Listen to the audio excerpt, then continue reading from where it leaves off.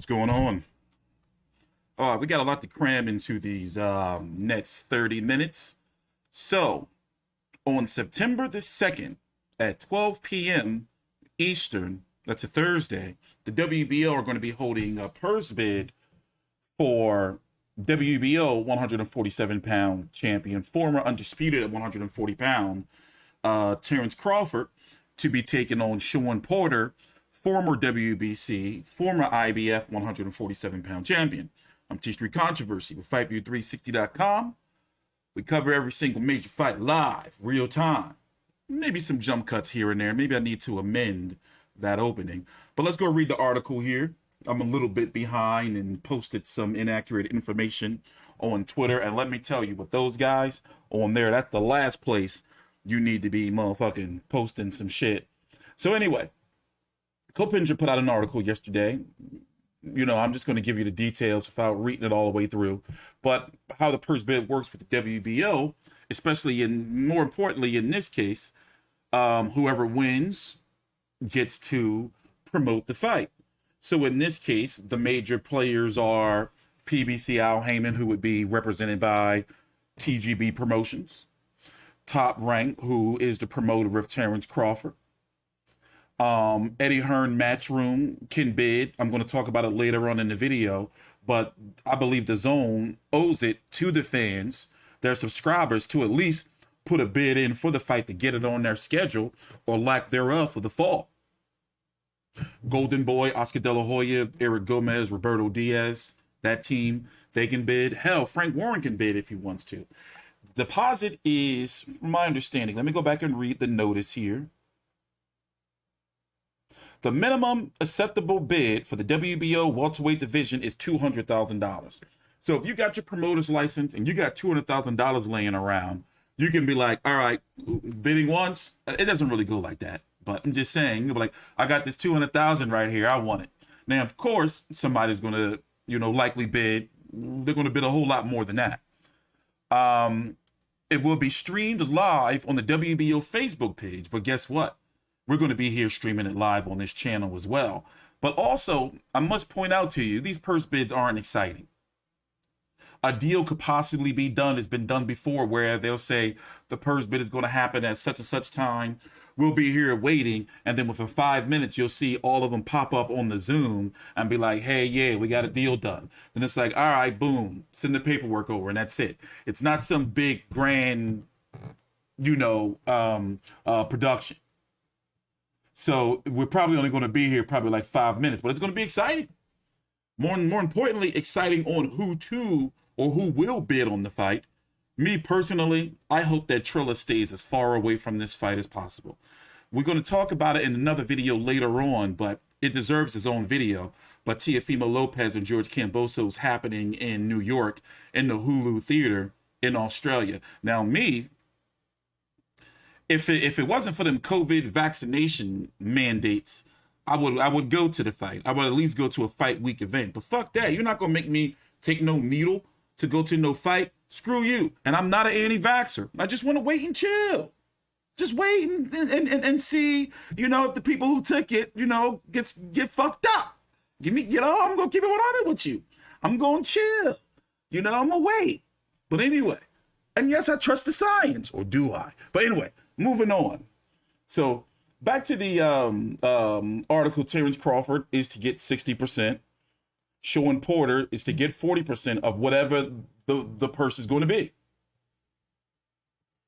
Now, Terrence Crawford is a top-ranked fighter. Shawn Porter is a PBC fighter. Something's going on there. They had until this last Friday, which was August the 20th, to get a deal done, or purse bid was ordered.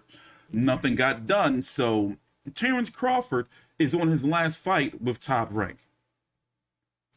A fact that I was confused about and got wrong earlier is that, remember how, like, when Teofimo, if you don't know, when Triller had won the bid to host and promote Teofimo Lopez versus George Kambosos, by the way, what's that, October the 5th or the 2nd? I forgot the exact date when it's supposed to be happening. But it's going to be $20 on pay-per-view, but that's a whole video for later on. news came out that Teofimo was going to have to give Top Rank a portion of the $3.9 million he's being paid for the fight because he was still under contract with Top Rank. So looks like if anyone outside of Top Rank wins this purse bid,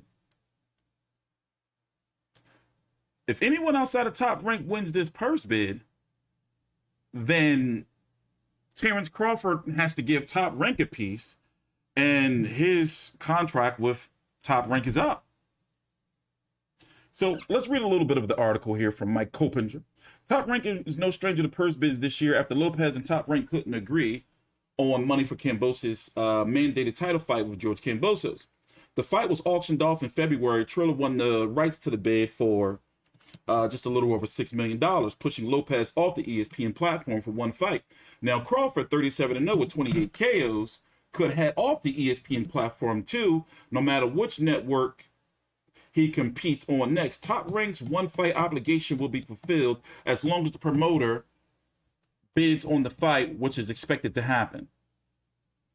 PBC too will be motivated to bid aggressively. Porter, a two-time welterweight champion of Al Heyman's Star Fighter stable, Premier Boxing Champions, lost in 2015. In fact, let's go look at that real quick. Let's go look at the resume of Shawn Porter, because he's in need of a fight. And frankly, unless Terrence Crawford vacates, all of this is not going to look good, like for Shawn Porter, if the fight doesn't happen. Because it's like, okay, what is he going to fight? Yordenis Ugas?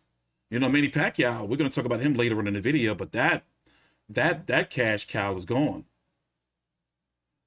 So Shawn Porter, 31-3-1 with 17 KOs. His last fight was against Sebastian Formella. By the time he steps into the ring, it'll be over a year layoff. Remember, that was back on regular free TV PBC in August of 2022. And Formella went on right after the fight Conor Ben. Not a really good opponent for Shawn Porter. His last fight before that was also nearly a year layoff when he fought Errol Spence. Lost that fight clearly, in my opinion, but on the cards via split decision. Before that, a highly controversial win over Yordenis Ugas. A lot of people feel that Yordenis Ugas won that fight. That was a two-fight 2019, solid two-fight 2019, but a lot of people didn't really recognize Yordenis Ugas for who he was at the time. Before that, Danny Garcia, one fight in 2018. So, outside of him doing his work on PBC broadcast, I'm digging. I like Shawn Porter as a guest commentator. He adds something a little different. But overall, my man needs a fight. And when you look at how fractured the 147-pound division is, with Errol Spence being injured, and sad to say, it's looking like Errol Spence is going to be out for some time. Maybe a year, bro. Yordenis Ugas upset Manny Pacquiao, so Manny Pacquiao's value has decreased. Manny Pacquiao may not ever return. Virgil Ortiz is right there. By the way, if Shawn Porter were to withdraw from the WBO rankings and withdraw from the purse bid, then the WBO will most likely definitely order Terrence Crawford to fight Virgil Ortiz. For the people who've been wondering what's going on with that. So Shawn Porter, unless he's going to go to Yordenis Ugas route, he ain't going to make no money trying to go after an IBF interim, which I feel there's going to be a WBC and IBF interim. I do feel that's going to happen. Because with Errol Spence being out, Errol Spence hasn't made a WBC or IBF mandatory since he's been champion, correct? So they want to make some money. And they both organizations are probably planning on making, big sanctioning fees from Manny Pacquiao. But, well, look, Yordenis Ugas, WBA world champion. Terrence Crawford, 37-0 with 28 KOs, 33 years old, by the way, that must be pointed out. Last fight was in November. By the time he steps back in the ring, it'll be about a year layoff against Kell Brooks, stopped him in 4. Aglias Kavalauskas, who was his mandatory, who put on a very, very good fight with Virgil Ortiz Jr. before he got stopped. Before that, Amir Khan. Nobody asked for that fight, but we got it. Jose Benavidez Jr., I love that fight. Huge Jose Benavidez fan. Also, Benavidez was just so happened he was supposed to return this week on the David Benavidez versus Jose Uzcategui card. But, you know, that fight got postponed. Before that, Jeff Horn, we all knew, well, at least I did, that Jeff Horn wasn't going to be no problem for Terrence Crawford. And then Julius Adongu, 140-pound undisputed. Now, to me, when you look at his 147-pound run, as crazy as it may sound, the only fights I really counted as like a test to him, and he only had one leg, was Benavidez. I knew that Jeff Horn wasn't going to be no problem for him. And come on, Amir Khan, come on. Kyle Velasquez was a mandatory. It was like, all right, it's going to be a nice, you know, it's a mandatory. And he was undefeated at the time, even though he was coming off that. Wasn't it the Ray Robinson fight that he had to draw before that? And then Kell Brook, his run at 147 pounds has not been impressive. But I also do believe that PBC froze him out. Even when he was at 140, they was like, all right, we ain't going to give you none of our top guys, but we'll send you Felix Diaz. That was a good fight, though. We'll send you John Molina Jr. Those are PBC fighters. But at 147, and you can look at the PBC side like, all right, why would we make an outhouse fight that's probably not going to really do out of, you know, PBC fight that's probably not going to do, you know, super crazy well to accommodate for working with another promoter when we can have all of our guys in 147 fight each other, keep the money in-house, and, you know, it's more money in the pot for our fighters because it's an in-house promotion. Personally, Crawford versus Porter, in my opinion, I'm going to go ahead and say 400,000 pay-per-view buys, and I don't feel confident about that. I think Pacquiao versus Ugas, which we'll talk about later, I think that's probably going to be like 290 something. Pay-per-views are dying, mates. Let me tell you what I do. I'm not going to tell you anymore, but I've said it plenty of times. Every time I buy a pay-per-view, I go look for a free stream as well to see how easy it is. It's easy. If I didn't work on YouTube, or if I didn't have to have the shit on my DVR to be able to fast forward and rewind because I cover all the fights, the cards, I probably wouldn't be paying for them shits. The people who are home, the young people, the demographics that they target, 18 to 35 and all of that, them motherfuckers know how to stream. Why you think Triller was going around begging for motherfuckers to pay for the fight after they stole it? What was that? Jake Paul versus Ben Askren, sending emails around and shit. Let me stop cussing. But anyway, I think both of these fighters need to fight, because if you look at it, who Terrence Crawford going to fight? If it's not Sean Porter, then it's got to be Virgil Ortiz. You know, and he's got to do something for us at 147, bro. We deserve it. Now, Sean Porter, he's got options, but it ain't going to be the same money, you know, like that if it was for the Pacquiao or a Spence or a Thurman in a rematch. Maybe they can pull off a Thurman rematch. But people are going to still be like, yo, we don't, you know what I'm saying? It's like, here's my opinion. In this boxing landscape, does Thurman versus Porter 2 do more or have more appeal than Crawford versus Porter? In my opinion, it don't. But one good positive sign is it's going to purse bid and nobody pulled out yet. Well, remember, if Crawford pulls out, he loses his belt. But Sean Porter, he's been entertaining the fight. Now, him putting up that tweet when the WBO first announced that them two would have to fight, him pulling the tweet, that did raise some concerns. But also PBC and Al Heyman fighters, especially with the level of a Sean Porter, he knows not to negotiate, you know, or talk about shit in social media. You see Kate Abdo on the PBC broadcast, she been really digging at him and trying to get him, you know, to say something, kind of blindsided him. I like that, though. I'm not feeling Thurman right now. You know, too many layoffs. Did you notice a trend with PBC fighters? You know, you can say it with COVID, but it's been going on before that. When a top tier PBC fighter loses, they usually go on like a long layoff, like a year or some shit. You see what I'm saying? And it's becoming more and more frequent. Like, bro, you got to keep these guys active. Well, these guys got to stay active. But the problem is, you know, they don't be wanting to fight each other inside that stable. They all be it's too much going on there. But with Sean Porter has a very, very good, solid, high integrity, reputation in boxing and boxing media. So I really think that he wants to show support. I'm at the Terrence Crawford fight, and I really do genuinely believe that he probably went to PBC and went to Heyman yo, if I pull out this, people gonna look at me funny. I don't want, I want to make this fight happen.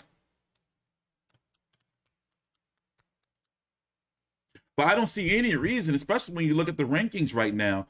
Let's just be honest. Let's be honest with each other. Errol Spence is going to be out for a while, so strike him off until 2022, or at least around this time, 2020. That's a year from now. You got to strike him off.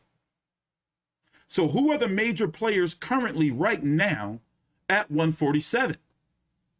Terrence Crawford, Sean Porter, Yordenis Ugas, Virgil Ortiz. And then after that, there's a pretty significant drop off. You got Mikey Garcia talking about tune-ups, and him wanting to fight pro grade, but we got to strike him off too. And why the hell is this bastard? I got to check this. Why is he ranked here at 147? I hope that's not a mistake. Probably a mistake.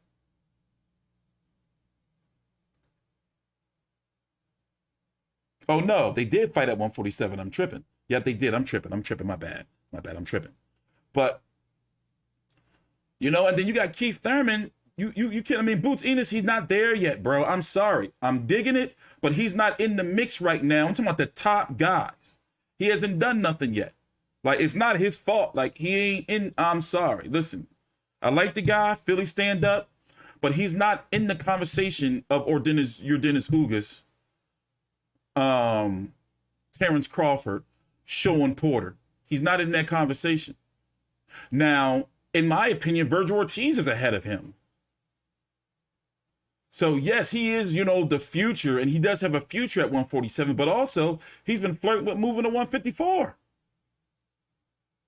And what's the rumors that he's going to be taking on Castillo Clayton? I like that fight. But right now, I'm sorry, he's not in the mix to me. Not yet. My personal opinion, not yet. Not yet. Maybe one fight, two fights at most.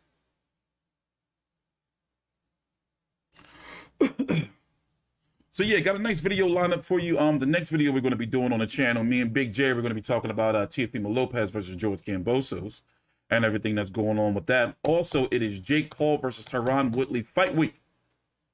So I think that this is finally a little week that Jake Paul is going to get his ass beat. I think it's going to happen. I think the time. I'm tired of him. I think it's time. I think it's over.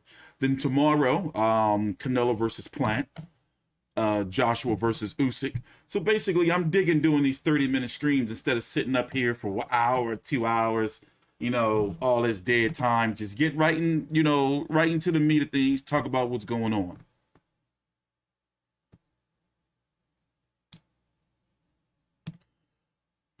Well, right now, Boots Ennis, he knows how boxing works. He knows how it works.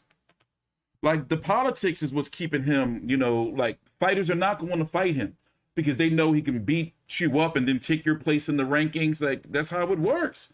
So he's got to be working to get himself into a mandatory spot. And if Errol Spence is going to be injured for what I predict about a year or so, now we always got to put this disclaimer out there because motherfuckers be soft. Listen, I know we're not no doctors. I'm just saying, given data in history, when fighters have a issue with their retina, it's usually a year layoff. I'm not giving Caleb Plant, too much of a chance to win. But however, you never know how a fighter's going to show up on, fight night. And Canelo train, we're going to talk about that in another video, in my video tomorrow.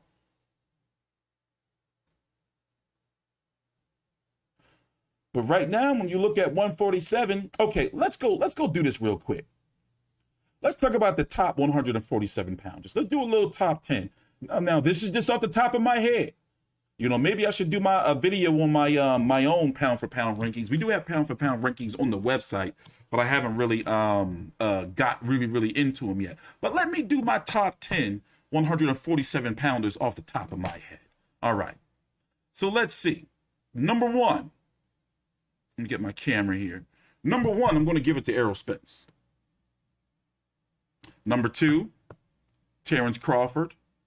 Now number three, Yordenis Ugas. Now, by the way, should I still count Pacquiao? I guess I should still count Pacquiao. All right, start over. Errol Spence, number 1. Terrence Crawford, number 2.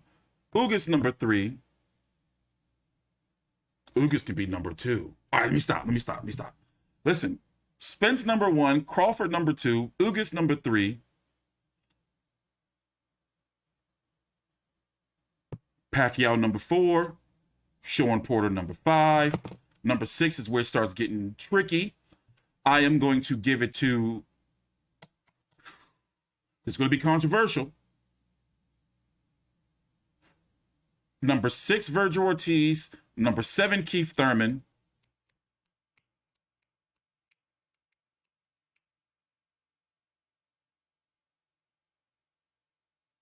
Yeah. Who's number 8? Hold on. Number 8 is between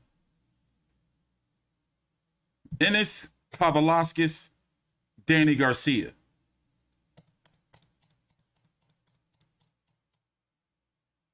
I'm going to stop right there. I'm going to cheat y'all. I'm going to stop right there. Ugas, he's number 2. I'm going to write out my top 10. We don't have the time now, but I'm going to write out my top 10. You got Conor Benn, too. Is he top 10?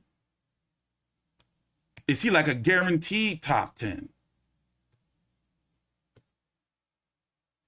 Abdukahorov, I'm not really high on him. Damn, I forgot Jamal James. He got that bullshit. Damn, I got to do my whole rankings over again. Because you do got Jamal James. That's good. That can be a video itself. Conor Benn doing some nice things. Remember, he beat up Formella better than Sean Porter did, and then look what he did to Sammy Vargas. It's not confirmed that Danny Garcia going to 154 yet, so we got to count it. But also, we got to look at, well, no, he wasn't inactive a whole year because he did fight Spence in January. But anyway, moving on to Manny Pacquiao. Listen, I think Manny done. You know, let me tell you what was the biggest red flag for me. For, I would say, probably the last, maybe since Chris Algieri, maybe Brandon Rios, maybe even before that. Every Manny Pacquiao media workout, we've either had somebody there or I streamed it on the channel. When he didn't do no shadow boxing or working out, and Freddie Roach was talking about how tired he was because he had like some political duties the night before, I was like, yo, like, you're Manny Pacquiao. You always do like a media workout, shadow boxing or something. He ain't do nothing. And, you know, he has a very, very, you know, like stressful, taxing responsibility as a senator of the Philippines. You know, you can't be, you know, I commend him. It's great. Like, that's some legendary shit to be able to be a part-time boxer and come back 2 years later to fight a top guy on 11 days notice. And you can see after around about 6 or 7, Manny Pacquiao just didn't give a fuck. He was getting tagged up. Some of them shots was lifting him off his feet.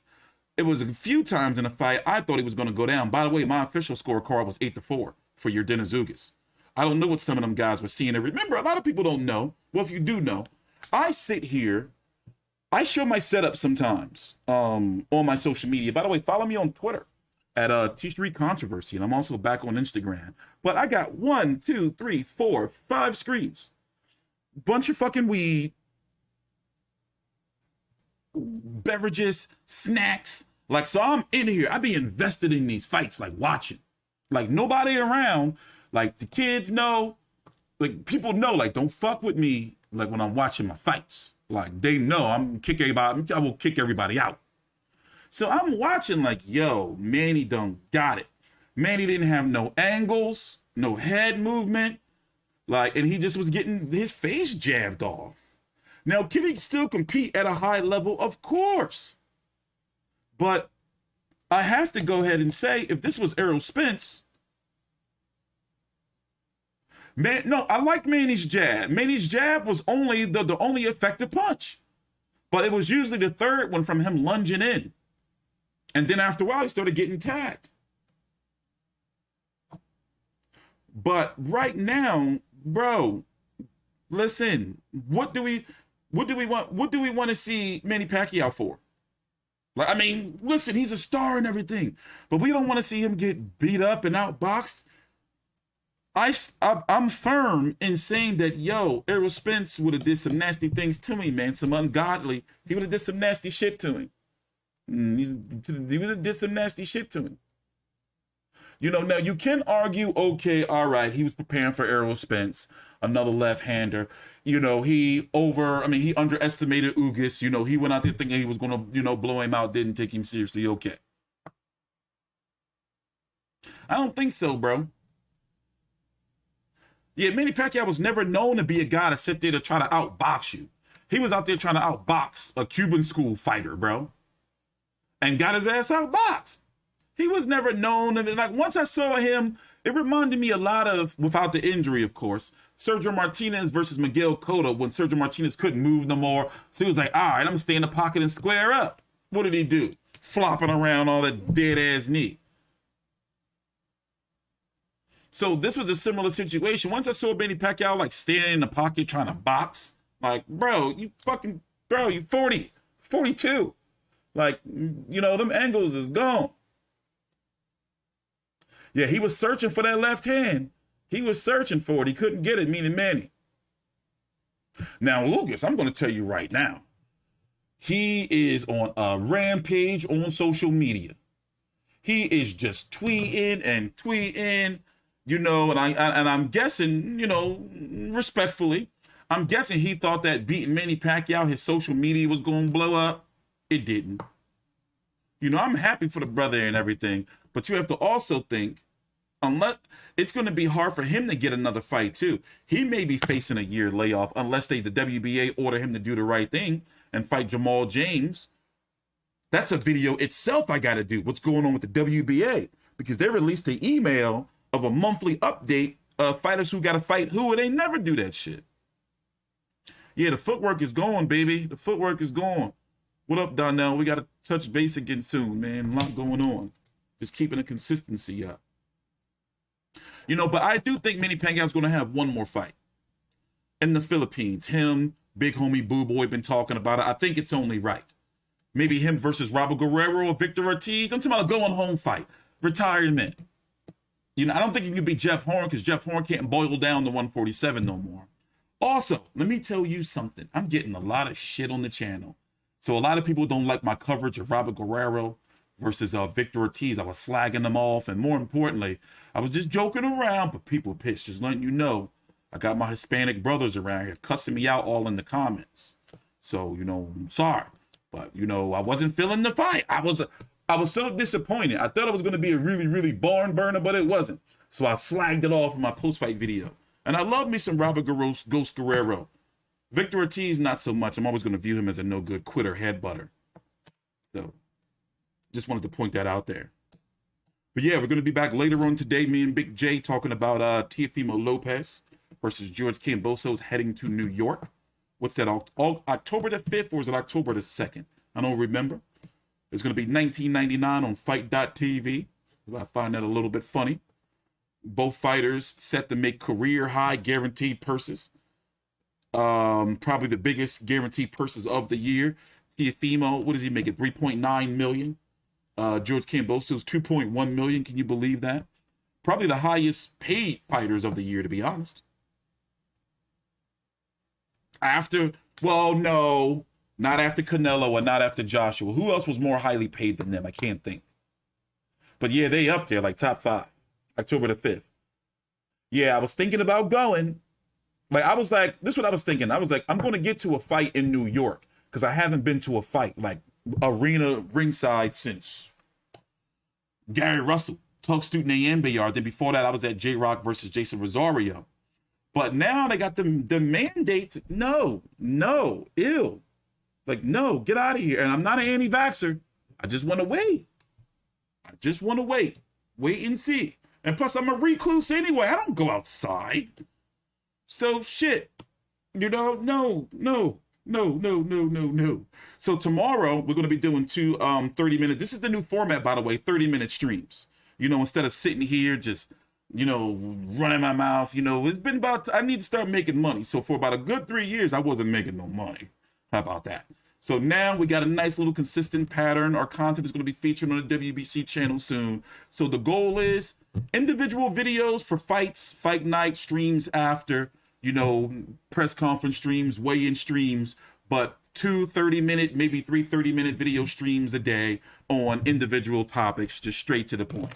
So I'm gonna see you guys a little bit later on. I'm actually gonna run to the dispensary now, pick up my Girl Scout cookies. It's on sale.